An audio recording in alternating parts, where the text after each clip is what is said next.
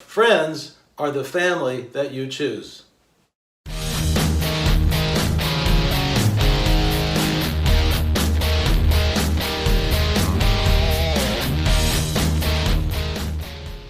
Hey guys, welcome back in to the Blue Collar Psychiatrist.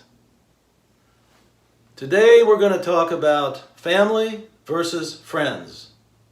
No, it's not a war between family and friends, but the two have to be mentioned in the same video. How many of you have heard the statement, friends are the family that you choose? Implicit in that statement is the fact that you can't choose your family of origin, but you can choose your friends. There's no question that over the years of man's civilization, that family has been the cornerstone of civilization. However, that is even changing at this point. And it's great to have a family who is supportive and where everyone gets along and there's no infighting. But the problem is, that's not always the case. I cannot even begin to tell you how many people came into my office with a complaint of inability to get along with one or more family members. It would shock you. Simply because someone is related to you by blood does not mean that it is incumbent upon you to have a relationship with them. In the best of all worlds, of course, you would want to. It's another source of support. It's nice to feel a part of something that has its roots and origins from perhaps years ago. It's all a great feeling. But there's the flip side. And the flip side is that often families can be dysfunctional. How many times have we heard, especially more lately, all families are dysfunctional? And that may well be true. There's always some sort of static in the line, shall we say, between or amongst family members. Sometimes these issues and situations can be resolved on a one-to-one basis if both parties are interested in fixing the broken relationship. Sometimes seeing a family therapist may be of help. But sometimes it's just not possible. If one or both are not interested in fixing the problem, then the problem will not be fixed. The problems are so wide and diverse that it goes beyond the scope of this video to mention them. But there are petty jealousies, there is envy, there is issues of comparing how much money one has to the other one, there is issues of one wanting to be the boss and the other wants to be also the boss. And so there are other issues, so many issues, that it's hard to even know where to begin. You are under no obligation to bow to the demands of another family member simply because they are, quote, family. Remember that. It would be nice, but you're under no obligation to do so if it's not in your best interest. Then we have friends.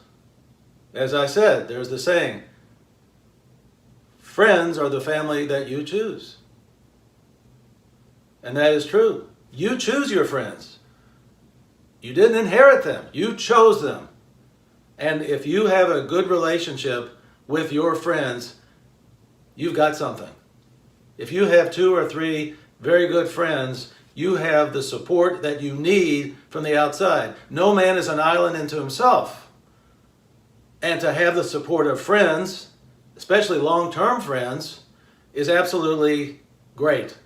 It just makes your life easier. You can help each other out. You can be supportive of each other in times of crises. And it's just a nice situation to have. And in many situations, that I have heard right in my office. I have heard the statement, my friends are more important to me than my family. Families can be problematic, and we have to admit, even though we don't want to, some situations are not resolvable for a variety of reasons. And we just have to go on.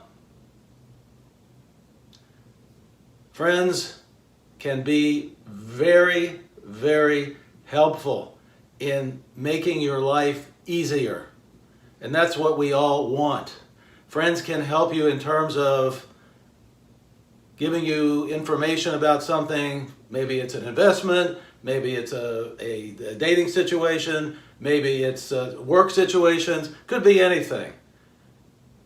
But friends are so important to have.